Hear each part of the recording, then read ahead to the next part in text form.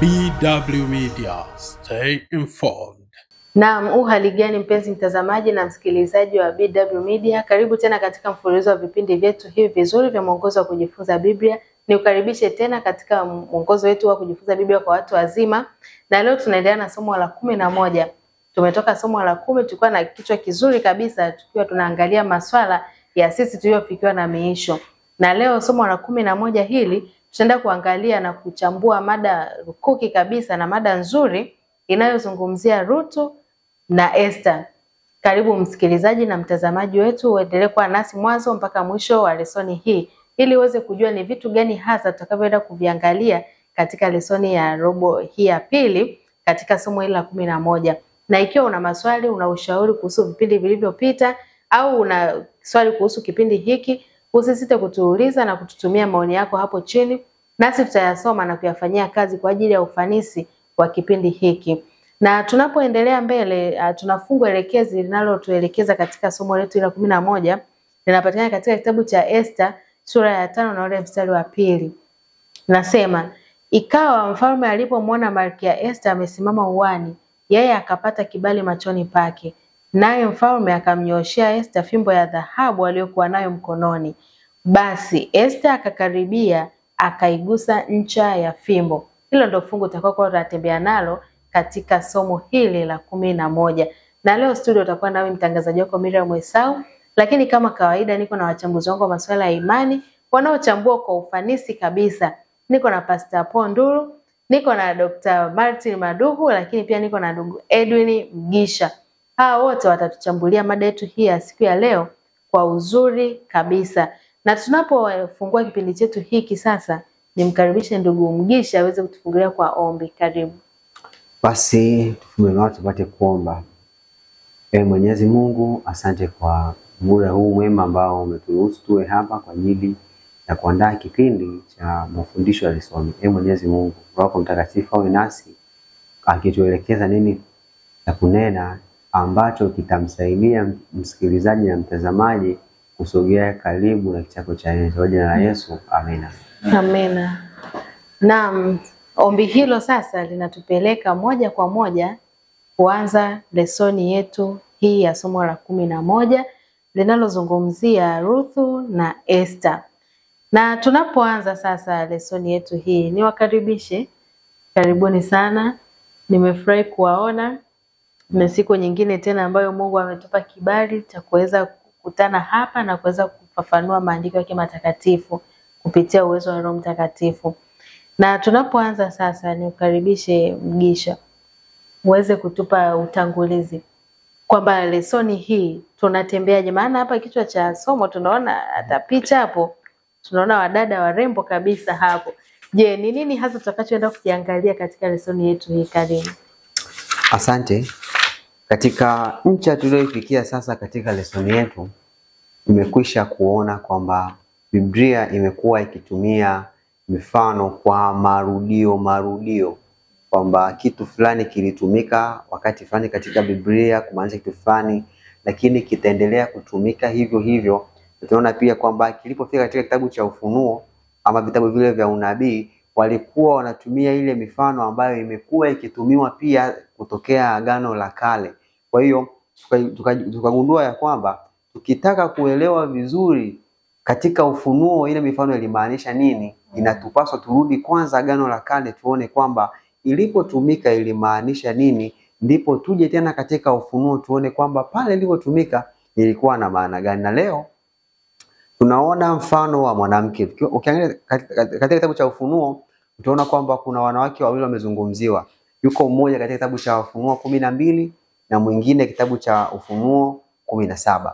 Lakini tumeona pia kwamba taswira ya mwanamke imetumika ikionyesha kanisa. Sasa leo tunachambua kuhusu wanawake wawili makini sana katika Biblia, huyu Ruthu pamoja na Esther, ambao kupitia kwao tutakuja kuona mifano ya pekee sana ambavyo kanisa lilikuwa katika wakati fulani likipitia changamoto na namna ambavyo Kristo alijitoa kuja kulikomboa. Na kitu cha kushangaza zaidi ni kwamba katika kila mifano tutakayoona leo ilianza ikiwa na taabu, ikionekana kuna ishara za kukata tamaa, na vitisho vingi vya mwovu ibilisi. Lakini jambo la ajabu na kushangaza ni kwamba tutakapohitimisha kila kisa cha Ruthu ama Esta, tutagundua ya kwamba licha ya kuwa vikwazo vilikuwa ni vingi, lakini mwishowe kulikuwa na ushindi wenye furaha. Kwa hiyo karibu katika lesoni ya leo ambayo itakuonesha safari ya kanisa la Kristo, ambapo katika wakati fulani zikaonekana kwamba safari imekuwa ngumu na vikwazo vikawa vingi, lakini ushindi ni hakika mwisho wa safari. Karibu sana. Asante sana mpenzi mtazamaji. Utangulizi huo ninafikiri umeshapata mwanga kidogo ni vitu gani tutakavyoenda kuviangalia katika lesoni yetu hii. Sasa daktari, tunapoendelea mbele, ndugu Mgisha ametupa kibali cha kuendelea mbele kwa ombi zuri na utangulizi huo. Tunaona wakosoaji wengi wa masuala ya imani na kuhusu Kristo huwa wana mambo matatu ambayo huwa wanayasimamia sana katika mambo yao wanavyokuwa wanaongea, na wana uthibitisho kwamba Mungu hayupo. Lakini pia swala lingine wanakuambia hata kama yupo, hana uwezo wa kuingilia kati pale tunapopatwa na matatizo mbalimbali, majaribu yanapotokea. Lakini pia kama yupo, hajali tunapoumia. Hawa wakosoaji huwa wanafanya mambo hayo. Njoo utupe ufafanuzi sasa katika sehemu tunapokuja kuangalia njaa katika nyumba ya mkate. Tunaona hapa kuna Naomi pamoja na Ruthu. Kisa chao hiki kinatufundisha nini kwetu hasa? Karibu. Wakosoaji juu ya Mungu. Kisa cha Ruthu ambacho tutakwenda kuanza nacho kabla ya kisa cha Esta kinayo majibu yote hayo ambayo watu wamekuwa wakikosoa na wamekuwa wakielekeza hoja zao kule. Na wakati mwingine wana hoja ambazo wakati mwingine unaweza kuona kama zinaleta mashiko hivi, lakini ndivyo sivyo. Sasa nikukaribishe kuwa kwa utulivu wako, kama unaweza kuchukua noti, chukua. Tutaona mafungu kadhaa hapa, alafu tutaweza kuangalia habari hii ya Ruthu inaeleza nini hasa katika nyakati na uwepo wa Mungu maishani mwetu. Kitabu cha Ruthu ikiwa ni kitabu chenye sura 4 fupi. Kisa kinaeleza kwamba Ruthu alikuwa ni miongoni mwa wakweze Naomi ambao baada ya kufa kwa waume zao ambao alikuwa na ndugu yake Orpa, anabaki Ruthu sasa ambaye anaambatana na Naomi. Na habari hii ya Ruthu, kisa hiki cha Ruthu kinatufundisha mafundisho makubwa 4 ambayo tutakwenda kuangalia. Fundisho la kwanza ni kwamba Mungu ndiye mwenyezi. Uwenyezi wa Mungu ni upi? Ni kweli Mungu yupo, na kisa hiki kimetumia kutueleza kitu cha kwanza ambacho kisa hiki kinatueleza ni pale ambapo matukio yalivyoweza kupangiliwa katika kisa hicho. Kumbuka Ruthu alikuwa ni Moabu, sio Muisraeli, lakini ule muunganiko uliokuja kutokea, anapata nafasi na urithi wake unatambulika, na Naomi aliye mama mkwe wake anakuja kuonekana kama bibi ambaye ana nafasi katika uzao wa Yesu, maana Daudi ni mjukuu wa kizazi hicho cha hapo Naomi. Sasa uwenyezi wa Mungu tunakuja kuona, alitengeneza mazingira kwa mtu ambaye ni wa mataifa kabisa, hafai chochote, hakuwa na nafasi yoyote, lakini aliweza kupata nafasi. Na fundisho la pili ambalo tunakuja kuliona kwa habari hii ya kisa cha Ruthu ni kwamba Mungu anajali watu wote. Baada ya kuona uwenyezi wa Mungu na kupangilia matukio, anajali watu wote. Na ikiwa aliweza kufanya hivyo kwa Ruthu, anaweza kufanya hata kwako wewe. Ikiwa ni mwanamke unasikiliza na unaona labda kwamba hauna nafasi yoyote ile, Mungu bado ana nafasi na wewe. Ikiwa ni mwanaume unatazama na unaona kwamba labda kwa nini mara nyingi wamekuwa wakitumika wanaume, lakini mwanamke naye pia ana nafasi yake ambayo anatumika. Na fundisho lingine kwa habari ya Ruthu ni uaminifu na kujitoa. Mara baada ya kukubali kuambatana na Naomi, utaisoma Ruthu, ni fupi tu, kisa kifupi lakini kinavutia sana. Alisema utakachofanya, utakapokuwepo, Mungu wako atakuwa Mungu wangu. Alijitoa kikamilifu kwa huyu Mungu, na angalia kitu ambacho huyu Mungu aliweza kukifanya. Kwanza akampatia nafasi, upendeleo mbele ya Boaz, tutaenda kuona hapo mbele, na mwisho anapata nafasi tena ya urithi licha ya kwamba amepoteza kila kitu. Na fundisho la tatu ambalo tunaliona ni tumaini sasa ambalo lipo na tumepewa. Wakati mwingine hauhitaji kuelezwa yote kwamba Mungu yuko vipi, anafanya vipi, lakini tambua tu kwamba yote yasemwayo na Mungu ni kweli na amini, na kwa namna ya pekee kwa tumaini ambalo umeliweka kwake yeye, kuna jambo ambalo utaweza kushuhudia Mungu ameweza kutenda. Na fundisho lingine la 4 ni kwamba imani na utiifu na unyenyekevu. Kumbuka, pasina kuwa na vitu hivyo hatuwezi kabisa kutambua uwepo halisi wa Mungu, na Mungu hawezi kufanya kazi maishani mwetu. Njaa katika nyumba ya mkate. Utuelezee hii nyumba ya mkate hasa ilikuwa inamaanisha nini katika kipindi hicho alichokuwa anazungumza? Asante. Nikashangaa baada ya kuona hichi kichwa kwamba njaa katika nyumba ya mkate. Yani nikajaribu kuwaza kwamba, yani kwa mfano mimi mama yangu ana mgahawa afu mimi ninakufa kwa njaa. Ndio kama kichwa hichi kinavyoonekana kwamba unakuaje na njaa katika nyumba ya mikate. Lakini inamaanisha nini? Tunaona ya kwamba unapokianza kisa cha Ruthu utaona kwamba familia ya Elimelech iliondoka Bethlehem kwa sababu ilikumbwa na njaa, wakakimbilia Moabu. Lakini Bethlehem yenyewe ni nyumba ya mikate. Lakini hii picha inatuambia nini? Ya kwamba mpango wa Mungu wa kumweka mwanadamu duniani ulianza ukiwa na neema tele katika bustani ya Edeni, ambapo kulikuwa na kila kitu ambacho mwanadamu alihitaji. Ilimtosheleza kila kitu. Yule dhambi ilikuja kama mnyang'anyi ambaye ilifanya sasa yule mwanadamu ambaye alianza mwanzo mzuri akiwa na kila anachokihitaji, sasa akaenda kuwa mtumwa wa kutafuta kwa shida na kupitia taabu nyingi mpaka kuvipata. Ndio sababu tunaona kwamba Bethlehem ambayo ilifaa kuwa ni nyumba ya mikate ilionekana kana kwamba hakukupaswa kutindika chakula, lakini katika wakati huu wakazi wa Bethlehem, mfano wake tunamuona kama Elimelech anaondoka tena, anakimbilia kwa mataifa kwenda kule kwa ajili ya chakula.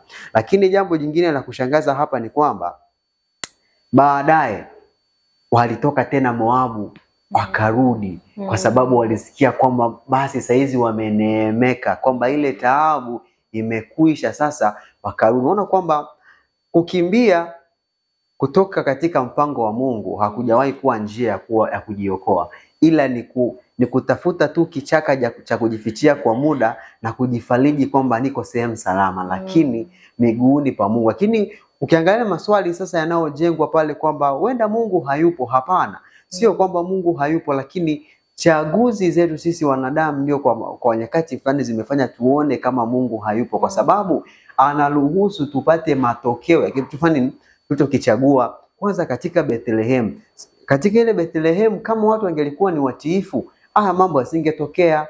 Lakini pia familia ya Elimelech hawakupaswa kukimbia kwenda Moabu, kwa sababu Mungu alikuwepo pale katika Bethlehem. Sasa jambo la tunasema kwamba hana uwezo wa kuingilia katikati ya shida hapa. Tunaona kwamba licha ya kuwa Bethlehem hii nyumba ya mikate kuna wakati ilipitia shida, na huo mkate ambao unatajwa ukawa adimu, lakini baadaye alirejesha, mambo yakaenda kuwa vizuri tena zaidi alivyokuwa mwanzo. Lakini kuna ambao anasema bana, hajali tunapoumia, kama unavyoona kwamba huyu Naomi amekwenda akiwa kwanza na kijana wake, akiwa na mume wake Elimelech, akiwa na vijana wake wawili, si ndio? Lakini anaanza kufa Elimelech, then wanafuata vijana wote wanakufa. Sasa unaweza ukaona kwamba Naomi alikuwa anapitia uchungu kiasi kwamba anatamani mpaka jina lake libadilishwe, asiitwe Naomi tena, aitwe Mara, kuonesha uchungu. Ukipiga picha ya Naomi ukasema kweli Mungu ajali kabisa. Wewe fikiria kwa mfano mshiriki ambaye anaasali kanisani anapoteza mume na vijana wake wawili wote wanapotea. Alafu huyu mtu ukamwambie sasa kwamba Mungu anajali Unaona ilivyokuwa ngumu, na Mungu anakupenda. Unaona ilivyokuwa ngumu kiasi, lakini tunaona kwamba licha ya kuwa katika ile hali bado Naomi, nina uhakika ya kwamba alipokuwa akilala, alilala akiwa na furaha kwa sababu Mungu alimrejesha Bethlehem na akamrejeshea pia uzao wake. Asante. Asante sana. Pastor, nirejee kwako sasa. Tumeona habari ya Ruth pamoja na Naomi walivyopitia mambo tofauti tofauti hapa. Njoo tupitishe katika kisa hiki cha Ruth pamoja na Boaz. Karibu. Katika habari ya Ruth na Boaz tunapata jambo moja kubwa kwamba Naomi na Ruth sasa wanatoka nchi ya Moab, wanarudi na wanakuta ardhi yao sasa imeshauzwa. Inabidi waanze kufuatilia kuhusu mali na namna ambavyo Naomi anaweza karejea katika mazingira yake ya mwanzo. Lakini jambo linatokea kwamba Naomi anatamani sasa binti huyu anayeitwa Ruth aweze kuolewa, aishi na mji. Lakini wanaporudi wanakuja wakiwa mikono mitupu kabisa, hawana chochote. Na hii inaonyesha kwamba katika maisha huyu inatokea, unaweza ukaanza vizuri alafu kaishia nini? Babaya. Hiyo inatokea. Kama alivyotangulia semaji aliyetangulia kutueleza kwamba ulimwengu huu ulianza vizuri, baadaye unaishia nini? Vibaya. Tunaishi maisha yenye tabu, tunapungukiwa na mahitaji mengi. Lakini pamoja na kwamba tunaishi katikati ya changamoto, Mungu wetu hajatusahau hata kidogo. Kwa hiyo sasa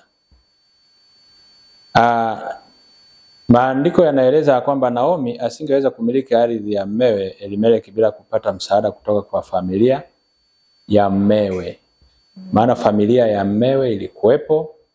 Kwa hiyo msaada uliweza kuwezekana, na hatimaye Ruth na Boaz wakaoana, wakaanza maisha.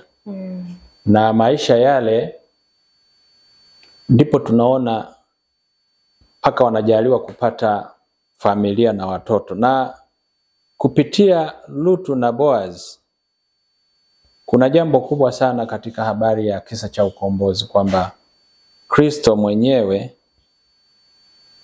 analipenda kanisa lake ambaye ndiye mke wake. Na yeye amejitoa kulihudumia kwa kila kitu. Waliishi maisha mazuri. Hatuoni mahali ambapo waliishi kwa kugombana na maisha ambayo pengine taraka. Kila kitu mwanamume aliweza kusupply kwenye maisha yao. Lakini pamoja na hayo ni kwamba kwenye habari ya Boaz na Ruth tunaona kwamba Boaz alikuwa ni mwanamume karimu sana. Karimu wake haukuonekana tu kwa sababu alikuwa ni mkulima na vitu vingi, lakini pia unaonekana kwa namna alivyompokea mke wa ndugu yake Elimeleki, na namna vile pia alivyomsaidia Ruth, kwa sababu Ruth alianza kufanya, sijui useme ni vibarua au ni kujishughulisha. Huyu mama alikuwa anajituma sana. Aliwahi kwenda shambani kule mpaka akapewa na mzee Ruth Boaz akaamuru kwamba huyu mama apewe yale yaliyobakia. Ilikuwa ni kanuni kwa Israeli kwamba yeyote anayekuwa mkulima asivune kila kitu, lazima kibaki kwa ajili ya maskini na wahitaji wengine. Na kwa hiyo mzee huyu alikuwa mkarimu, na ukarimu huo uliletea familia sifa nzuri sana. Naam, Ruth na Boaz. Kitabu cha Ruth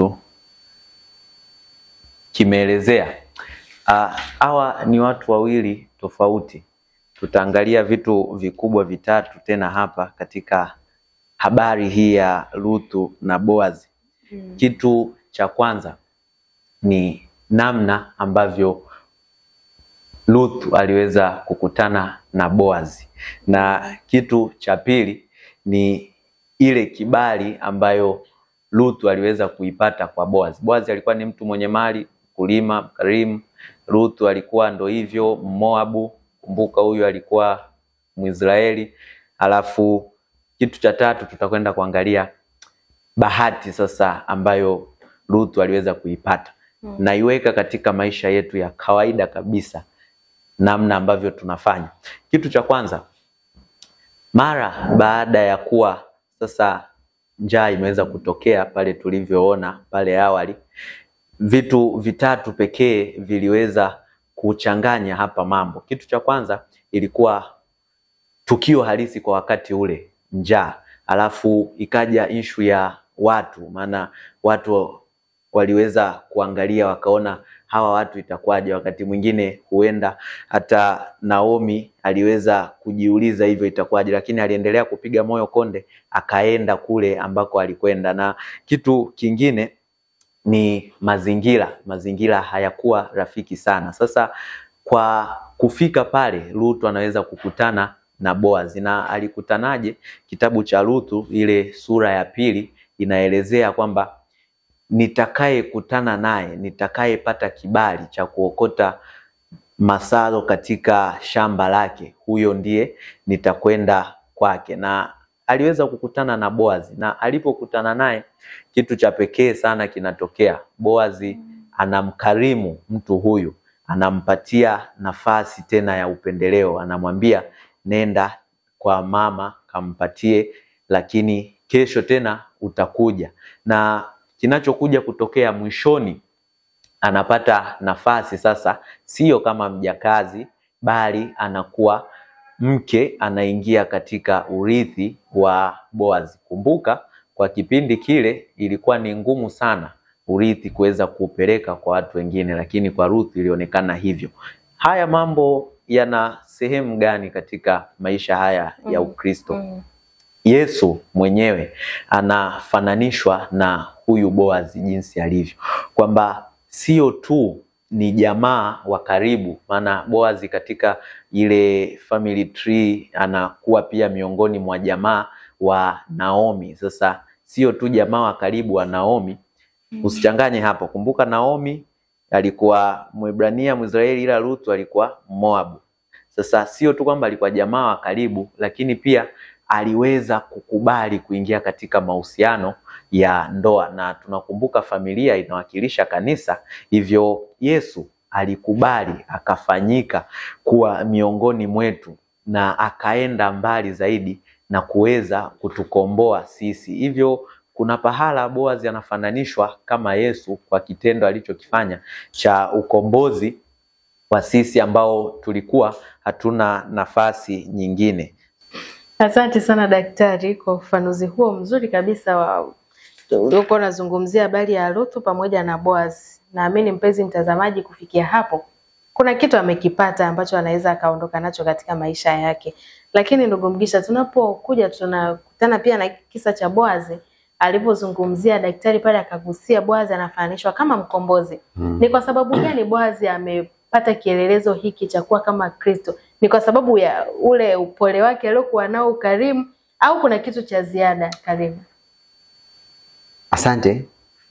Kipo kitu cha pekee ambacho kinafanya huyu Boazi afananishwe kama mkombozi. Na jambo hilo linaanzia kwamba Boazi, kama walivyochambua wachambuzi waliotangulia, unaona kwamba ilifikia hatua ambayo Boazi alimpenda sana yule binti Ruth na alitamani sana kumuoa, lakini kulikuwa kuna mtu ambaye ni kizuizi, ambaye alikuwa na madai pia kwa ile nasema ni ardhi ambayo walikuwa na miliki yule Elimelech, lakini pia na mwanamke huyu ambaye ni Ruth. Kwa hiyo Boazi asingeweza kwenda kumuoa huyu Ruth pasipo kuvuka kizuizi cha yule mtu. Na ndipo tunaona ya kwamba baada ya lile tukio ambalo amelizungumzia hapa dokta la Ruth kula kulala miguuni pake na nini, huyu aliondoka kwenda kuonana na yule mtu na katika kile kikao cha wazee, lakini akamfikishia ile hoja ya kwamba Naomi amerudi, yuko na mkwe wake ambaye pia ni mjane kwamba hana mume. Sasa huyu ndugu aliyefuatwa na Boaz alikuwa ni jamaa wa karibu sana na Naomi kiasi kwamba huyu sasa ndiye alikuwa anabeba lile jukumu la kwenda kukomboa ile ardhi ya Elimeleki na anabidi amtwae pia na yule binti. Kwa unaona kwamba yule mtu anafananishwa kama na shetani. Kwa nini? Kwa sababu shetani yeye anadai kuwa mmiliki wa muda anadai kuwa mmiliki wa dunia na vilivyomo. Utaona kwamba katika kisa cha Ayubu anapojieleza mbele za Mungu kwamba alikuwa akitembea akizunguka anaonyesha kwamba anaonyesha kwamba anamiliki katika lile eneo, kwani ni kana kwamba ni mtu anayetembelea eneo la miliki yake. Lakini pia inapozungumzwa habari za Ayubu, je, umemwona Ayubu mtumishi wangu? Unaona hoja anazozileta shetani ni kana kwamba anamwambia Mungu, yule sio wako, yule ni wangu. Lakini unamuona kuwa ni wako kwa sababu unamjali. Hebu ondoa ile kinga yako unayompatia, uone kama ataendelea kuwa wako. Anadai umiliki. Lakini uko mfano pia mwingine kwa habari ya kushindania mwili wa Musa ambao umeelezewa katika kitabu cha Yuda. Hatuelezewi kwa undani kile kisa, lakini tunaelezwa kwamba waliposhindania ule mwili. Kwa hiyo ukiangalia hoja ya shetani inaweza ikawa ni kwamba huyu Musa kuna wakati alijitukuza. Wao walipomwambia fanya hivi, yeye akawaambia na tuwatokezee maji, kuonyesha kwamba alijiinua. Mbona ni kama kile ambacho nilikifanya mimi pia? Na leo unasemaje huyu ni wa kwako? Huyu anafaa we wangu. Umeona? Lakini tunaona kwamba Kristo yeye ndiye anakuja kushinda ile vita. Sasa turudi kwa Boaz. Tunaona kwamba huyu mtu baada ya kuwa amekataa kumtoa Ruthu, basi ile haki sasa inaangukia kwa Boaz na wakatimiza viapo vyao, maana alikuwa inabidi avue kile kiatu na nini. Tunaona kwamba Boaz sasa anakuwa na haki ya kwenda kumtoa Ruthu na kufanya shughuli nzima ya ukombozi kama ambavyo alifanya Kristo. Lakini tunaona kwamba huyu Kristo yeye mwenyewe licha ya kuwa baada ya kuwa tumeanguka dhambini, sasa tulikuwa tunakosa ile haki, kama ambavyo Ruthu hakuweza kuwa na haki ya kumiliki, kama alivyoelezea pastor. Pia huyu Naomi pia hakuwa na haki ya kumiliki ardhi ya Elimeleki. Lakini akaja Kristo ambaye alijifananisha kama mwanadamu, yani muumbaji, akawa kama kiumbe, akaja kulipa ile gharama ili aweze kumkomboa mwanadamu. Kitu ambacho pia kiishara kimeonekana kwa ukombozi aliofanya huyu Boaz. Naona baada ya pale anamtoa Ruthu, anakwenda pia kukomboa pia ile mali ya Elimeleki, na sasa Naomi anarejea tena katika maisha yenye matumaini. Tunaona kwamba ametoka kule Moabu akiwa amekata tamaa na hana anachokimiliki, anakiona mbele ni kifo tu. Kama hapo mwanadamu, napiga picha ya Naomi kama Adam na Hawa wanaofukuzwa bustanini wakiwa wanajua hawana tumaini, lakini Kristo aliwapa tumaini pia, kama ambavyo tunaona pia. Lakini jambo la mwisho na maana naweza kuzungumzia Boaz kama mkombozi, tunaona ya kwamba ukombozi ni kwa neema. Yani hatustahili kabisa, ila ni kwa neema. Unaona kama ambavyo Ruthu aliyekuwa ni mtu wa chini, ambaye kwanza si Muisraeli, ukiangalia hakuwa na haki ya kumiliki chochote, lakini anakuja kupata kibali kwa neema tu. Katika habari ya Boazi kama mkombozi, kuna mambo kadhaa ambayo pia nahitaji uyaelewe ndugu mtazamaji, kwamba Boaz alitoka sehemu moja kwenda sehemu nyingine. Sura ile ya 4 mstari wa 1 hadi wa 12, Boaz anasafiri hadi lango la Bethlehem. Unajua Yesu alitoka mbinguni akaja wapi? Duniani. Lakini pia anapofika pale wanapokuwa wamekaa kile kikao, inapofikia hatua sasa anunue ile mali au lile shamba, ililazimika avue nini? Avue kiatu. Unajua ile ni ishara ya unyenyekevu. Kristo alipokuja duniani, hata unakumbuka kuna kisa kimoja, siku amekaribia kwenda mbinguni, ilibidi avue vazi lake, akajifunga kiunoni, akawa anaosha wale wanafunzi miguu. Ndivyo alivyofanya Boaz, alivua viatu, hivyo Biblia inavyosema. Na lakini pia tendo la Boazi kama mkombozi ni tendo pia linaloonyesha kwamba alikuwa serious, na Mungu aliamua kisa hiki kitunzwe kwa ajili ya kielelezo kama kielelezo cha Yesu Kristo alivyofanya kwa ajili yetu. Kwa hiyo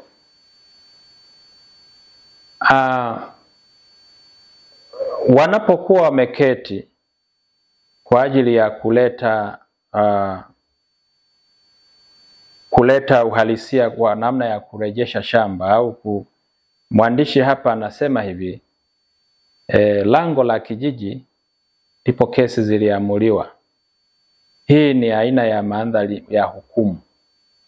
Si unakumbuka Kristo sasa hivi baada ya kutukomboa yuko mbinguni kwenye hukumu ya upelelezi. Na shughuli hii inafanywa na yeye mwenyewe na Baba yake pamoja na Roho Mtakatifu. Kwa hiyo anasema inaakisi tukio la hukumu la Danieli sura ya 13, sura ya 7 mstari wa 13, mstari wa 14, 22, 26 na 27. Lakini anasema watakatifu wanapewa hukumu, bali ni kwa sababu tu Kristo alilipa bei kwa ajili yetu, kama vile Boazi alivyofanya kwa bibi harusi wake. Alilipa nini? Bei. Kristo alilipa bei. Alitukomboa kwa damu. Kutoka kwa nani? Kwa mauti. Ilikuwa tupotee nini? Milele. Alipomwaga damu tukakombolewa kutoka mautini. Sio kwa shetani. Shetani hajawahi kutumiliki. Ila yeye anatangaza tu kwenye ulimwengu kwamba yeye ndiye Mungu wa ulimwengu. Sina nini na nini, lakini kimsingi kilichokuwa kimetumiliki ni mauti. Ndio maana ukitaka kujua kwamba Yesu Kristo alitukomboa kutoka kwenye mauti, nikukumbushe kwenye kitabu cha Wakorinto wa kwanza sura ile ya 15. Wakorinto wa kwanza sura ya 15. Kisoma mstari ule wa 26. Anasema hivi, adui wa mwisho atakaye batilishwa ni mauti. Sio shetani. Ni mauti. Kwa sisi tunakombolewa kwa damu ya Kristo kutoka mautini na tunakuwa free. Kwa baada ya hukumu kufanyika mbinguni ya upelelezi inayoendelea, sisi tutakuwa na baada ya Kristo kutufia msalabani, sisi tunakuwa huru. Asante Pastor kwa ufafanuzi huo mzuri kabisa. Na mpenzi mtazamaji, kufikia hapo naomba tupate mapumziko mafupi na tutarejea kuendelea na mwongozo wetu huu wa kujifunza Biblia. Tafadhali endelea kwa pamoja nasi.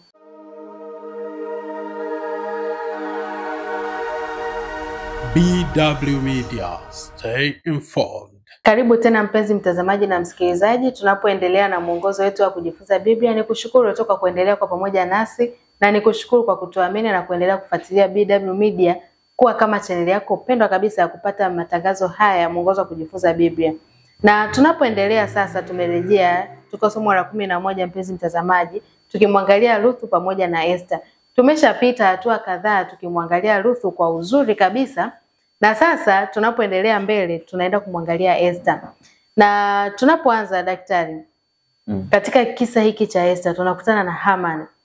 Haman katika Biblia na katika mwongozo wetu huu amefananishwa kama ibilisi na shetani, na huku mwanzo tumemwona Boazi akifananishwa kama mkombozi. Hiki kisa kinatupa mambo gani hapa, kwamba Haman alifanya nini mpaka kulinganishwa kama shetani? Karibu. Naam, asante. Haman kama shetani, tumetoka kuangazia Boazi kama mkombozi. Sasa tupo kwa Esther. Kisa kinasema Esther fungu la kukalili limetueleza vizuri kwamba alipata kibali kwa mfalme, akanyoshewa fimbo. Haman katika kisa hicho ni mtu ambaye alipatiwa nafasi ya juu sana na mfalme Ahasuero kwa kipindi chake. Lakini mara baada ya Mordekai kuja hapo katikati, Haman kiburi kinainuka, anakuwa na hila juu ya Mordekai, anatamani kuondosha uzao wote wa Wayahudi kwa kipindi kile. Ndipo sasa amri zinatangazwa, sheria zinapitishwa, watu wote waweze kuuawa. Ndipo anakuja Esther, anasimama katikati ya mfalme ili watu wale waweze kupata ukombozi. Kitabu cha Esther kimesheheni kweli nyingi ambazo zinaelezea namna ambavyo Mungu ameweza kujitwalia ukombozi kwa watu wake, lakini imeeleza ni kwa namna gani shetani ameweza kujiinua, kutengeneza hila ili kuweza kuangamiza watu wa Mungu. Sasa tukianzia katika nukta hiyo, Haman kama shetani, kitabu cha Esther kitu cha kwanza kinaelezea mpango wa Mungu kwa mwanadamu. Maisha yako binafsi, Mungu ana mpango na maisha yako. Unaweza usione, unaweza usifahamu venye kunavyoenda, lakini Mungu ana mpango na wewe. Na kitu cha pili ambacho tunaweza kukitambua katika kisa hiki cha Esther ni kwamba unyenyekevu huenda sambamba na hekima, lakini kiburi huenda sambamba na upumbavu na kupotea.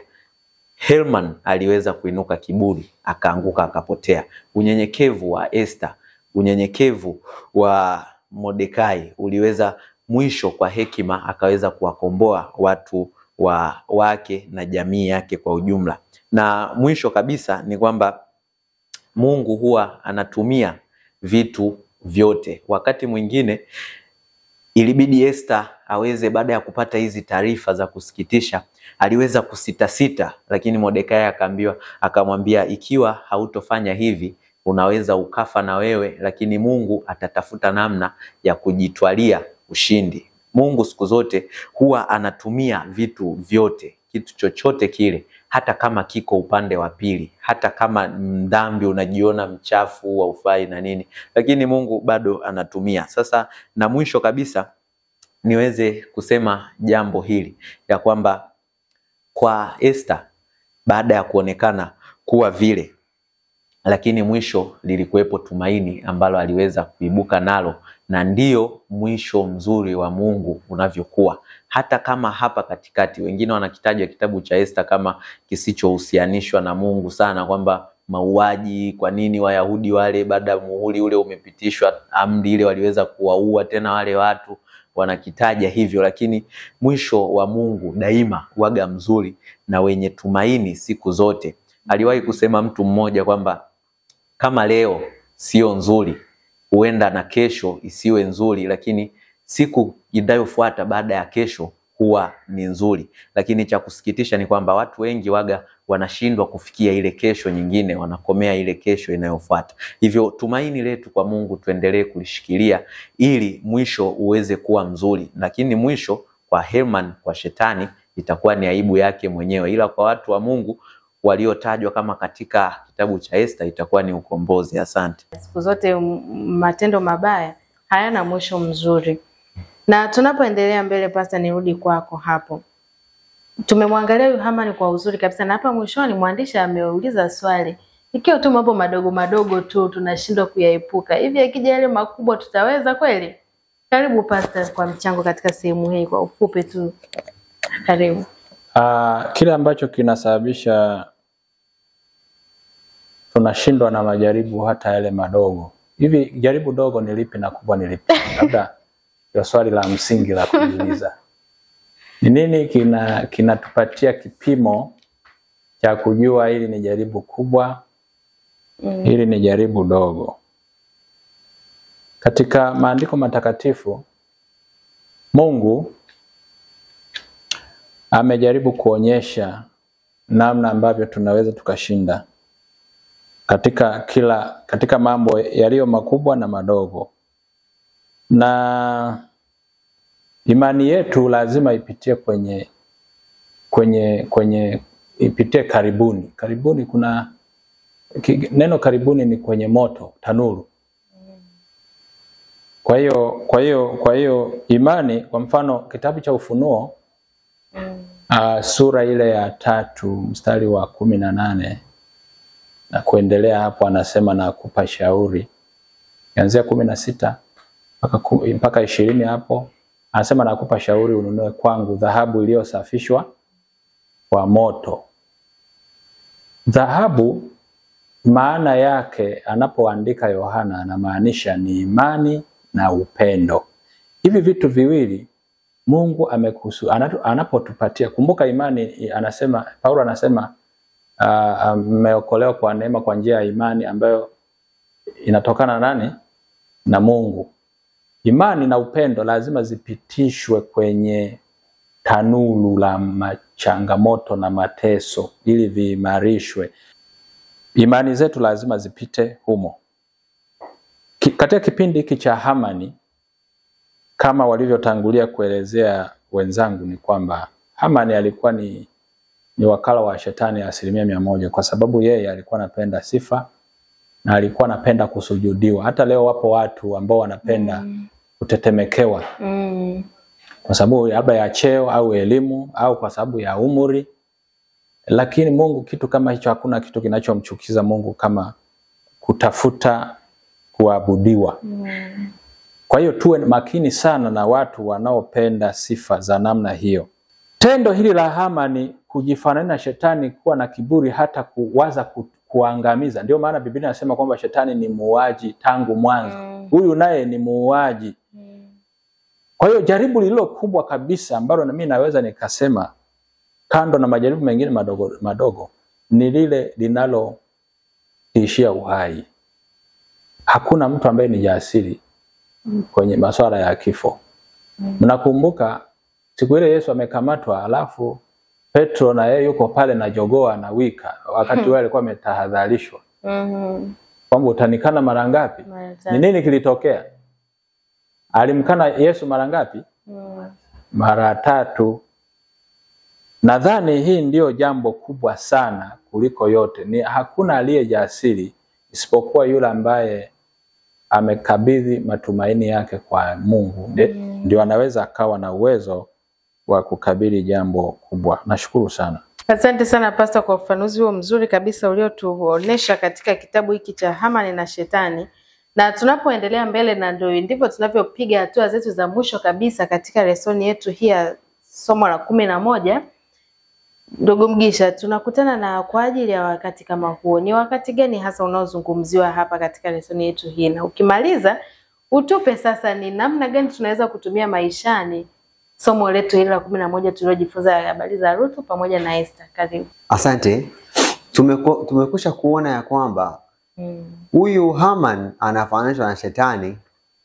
Kama walivyokusha kuchambua, tunaona kwamba aliinuliwa, alipewa mamlaka juu ya wale wakuu wengine aliokuwa, kwa hiyo akawa ni mkubwa na wakawa sasa wanamsujudia. Lakini utaona kwamba Mordekai yeye akiwa ni miongoni mwa wale ambao walipaswa pia kumsujudia, yeye hakuwa anasujudu kwa sababu alijua ibada kama inabidi apewe nani? Apewe Mungu. Kwa hiyo Hamani anakasilishwa na kile kitendo cha kuona kwamba kuna watu hawajishushi chini kumsujudia. Na kosa ambalo pia lilifanya pia Nebukadneza. Hapa najaribu kuonesha namna ambavyo mifano kama hii inakuwa ikirudiwa mara kwa mara ili tuweze kuelewa.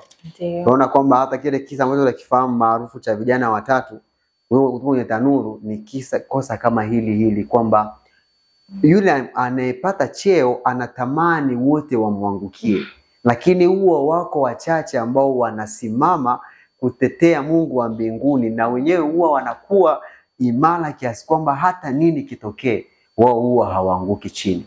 Sawa. Sasa tukitoka hapo tutakuja kuona kwamba huyu Haman yeye mwenyewe anadhamiria sio tu kumuondoa Mordekai, ila kuwaondoa pia wale wote ambao wanamsimama kama wa kwake. Umeona? Ndio hivyo tunaona kwamba hata katika kitabu cha Ufunuo kwamba yule joka anataka kukifutilia mbali yule mzao wa yule mwanamke, maana yake ni kuondoa shina na na mizizi yake, asikwamba waondoke wote. Ndio sababu hata shetani yeye vita yake kubwa ni dhidi ya wale ambao wanasimama kumtetea Mungu, kwa sababu yeye baada ya kuwa amepewa vile alivyopewa tunaelezewa katika ile Ezekieli pamoja na Isaya kwamba alipopata yale madaraka aliyokuwa nayo yalimfanya ajihisi kuinuka, kwamba akatamani pia kuabudiwa. Na wale wote ambao wanakwenda kinyume na yeye, anachodhamiria ni kuwaua. Kwa hiyo hii historia inajirudia tena na itakuja tena kutokea kwamba Shetani daima anadhamiria kuwaua wale wote ambao wanakuwa hawataki kujisalimisha chini ya matakwa yake. Ndipo tunafikia hii kwa ajili ya wakati kama huo. Sasa jambo la linalojirudia pia katika visa hivi ni kwamba katika wakati ambao kunahitajika mtu wa kusimama kwa ajili ya Mungu, Mungu huwa anawainua watu wa namna hiyo kwa ajili ya kusimama kwa ajili ya jina lake, ambao wanapokwenda kumkabili yule mwovu hawakwendi peke yao, ila wanakwenda wakiwa na Mungu na Mungu huyo yuko pamoja nao. Utaona jambo linajirudia kwamba wale waliotupwa katika tanuru, utagundua ya kwamba walipotupwa katika tanuru sio kwamba walifika kwanza watatu alafu ndo akaonekana wanne yupo. Kutizama, mbona tumetupa watatu na wako wanne? Maana yake Mungu alikuwa pamoja nao. Tunaona pia hata katika kisa hiki cha Esther na Mordekai ya kwamba baada ya kuwa jambo hili limetokea, maana yake Mungu hakuwa amewaacha, ila alimuandaa Esther kwa ajili ya wakati kama huo. Na tunaona kwamba Mordekai, licha ya kuwa ile kaonzo kaiona kama ilikuwa ina ukali fulani, kwamba kama wewe hautafanya unaweza ukafa wewe, lakini Mungu akaleta msaada kwa watu wengine. Ili ni namna ambayo unaweza kuona namna ya kuelezea zile hisia, maana hatuelezewi sana mazungumzo yalikuwaje, lakini kitu ni kwamba Mungu alikwisha kumuandaa mtu kwa wakati kama huo. Hii inatupa moyo kwamba tunapopigana hivi vita, wakati fulani tukaona mbona kama hapa tulikofikia sasa inakuwa ni mwisho, hapana. Mungu yuko pamoja na sisi hapo tunapoona kuchoka, tunapoona kama hatuwezi kupiga hatua, Mungu anakuwepo pale pale. Na jambo la kushangaza jingine ni hili, katika hivi zinavyojirudia utagundua kwamba wakati ambapo ililazimishwa kufanyika tukio kama hilo, Mungu alifanya tukio la ajabu kiasi kwamba wale ambao walikuwa wanapanga zile njama walikuja kudhihirika wazi. Utagundua kwamba huyu Haman mwenyewe alificha nia yake, lakini baadaye ilikuja kufichuliwa. Lakini pia ukirudi hata katika mfano ambao unafanania ukafana Nebukadneza, sio kwamba alikuwa hamjui Mungu, maana alishafundishwa tangu mwanzo, lakini alikuwa ni kama amepuuzia, lakini baadaye alikuja pia kukumbushwa. Kwa hiyo ukuu wa Mungu huwa unadhihirika hata katika nyakati ngumu ambazo tunaona hatuwezi kusimama. Wito katika lesoni yetu ni kwamba tumeitwa sisi pia katika wakati huu wa mwisho kumtetea jina la Bwana, wakati ambapo dunia inaanguka kumsujudia Shetani katika mambo mengi, iwe ni uchumi, iwe ni maadili. Watu wa dunia wamechanganyikiwa kiasi cha kuwa wanamuangukia Shetani mara kwa mara. Wengine wakimwacha Mungu kwa sababu ya mali, wengine kwa sababu ya utajiri na nini. Lakini sisi tumeitwa kama kanisa la Masalio ili tuweze kumtetea Mungu. Na licha ya kuwa zinaweza tukaona tutapitia dhahama, kwa mfano ukisoma katika kitabu cha Ufunuo 13 sura zinazofuata za lesoni za tueleza kwa undani, unaona kwamba kuna mateso, kuna nini, wengine zakata tamaa. Lakini ukweli ni kwamba tuko pamoja na Mungu katika hiyo vita. Tukiwa pamoja na Mungu, mwisho wa siku tutaibuka kuwa washindi bila kujali tunapambana na nani. Lakini tukiwa pamoja na jemedali wa vita ambaye hajawahi kushindwa vita hata moja, tutashinda kwa hakika. Nashukuru sana, umeeleza kwa uzuri kabisa. Daktari, karibu utupe mjumuisho sasa, matumizi maishani. Tunaenda kutumia vipi kisa hiki cha Ruthu pamoja na Esther katika maisha yetu? Karibu. Ruthu na Esther. Tutambue kipi, tuondoke na kipi katika maisha haya? Kwa kifupi kabisa nitataja pointi chache hapa, kukaribishe kwa utulivu ufuatane pamoja nami. Visa hivi vipo katika mtazamo au mikondo miwili. Mkondo wa kwanza ni Mungu, upande wa Mungu, na mkondo wa pili ni upande wa Mungu pamoja na wanadamu, mtu binafsi, Mungu pamoja na dunia kwa ujumla, Mungu pamoja na mtu binafsi. Mungu pamoja na dunia kwa ujumla, tunatambua kitu cha pekee cha kwamba Mungu ndiye anayeongoza. Ameweza kuratibu kwa namna ya pekee.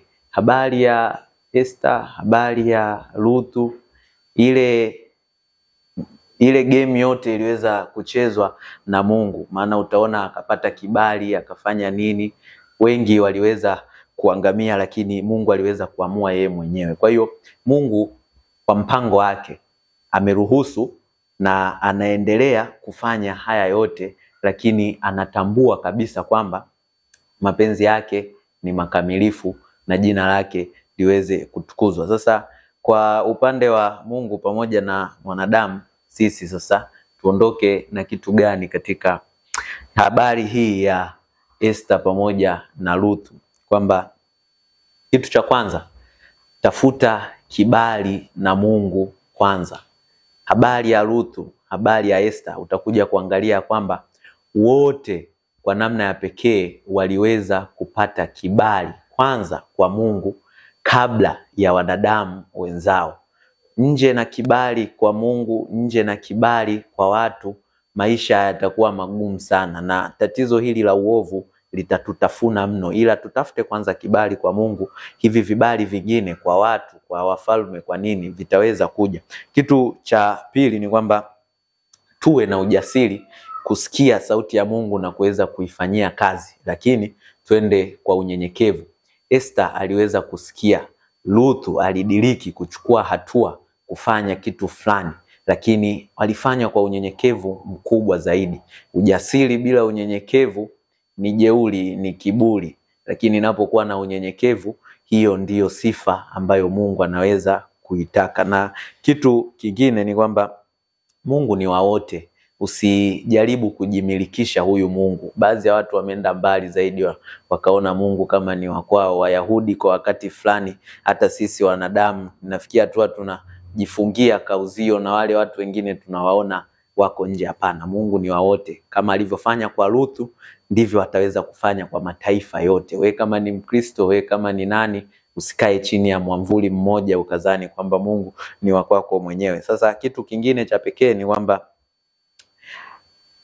inahitajika, hii ngoja niseme katika lugha tofauti kidogo iwe rahisi, kwamba surpass common sense with perfect sense. Yani kwa mazingira tuliyoyaona, kisa cha Ruthu kikisoma na kisa cha Esther, utaona kabisa kuna mahali ambapo vizuizi vilikuwa vingi, na katika namna ya kibinadamu ingekuwa ngumu kabisa kutenda, lakini kwa mpango halisi wa Mungu, kwa kusudi halisi la Mungu, viliweza kufanikiwa. Na ninapokuwa nikimalizia ni kwamba Mungu waga analisha viumbe vyake, huwa yuko pamoja na wanaye kwa nyakati tofauti tofauti, lakini tukumbuke tu ya kwamba atahitaji nafasi yetu kama wanaye ili aendelee kutujali.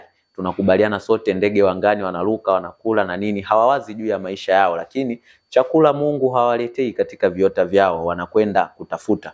Kwa bidii, kwa utii, kwa unyenyekevu, ukaweze kumwendea huyu Mungu, ndipo ukaweze kupata yale matunda yote ambayo ameweza kukuandalia. Na mwisho, kumbuka ya kwamba haya yote tunayasema hivi leo, lakini Mungu mwisho wa siku ni mshindi, mwisho wa siku ndiye mwenyezi, mwisho wa siku ndiye mtawala. Upendo aliouonyesha kwa Esther kupitia uzuri wake, nafasi aliyoionyesha kwa Ruthu kupitia kwa Boazi, anaweza kuionyesha hata hivi kwako leo. Unajaribu, mtazame yeye. Una kikwazo chochote, mtazame yeye, na mwisho ushindi ni wa hakika. Asante.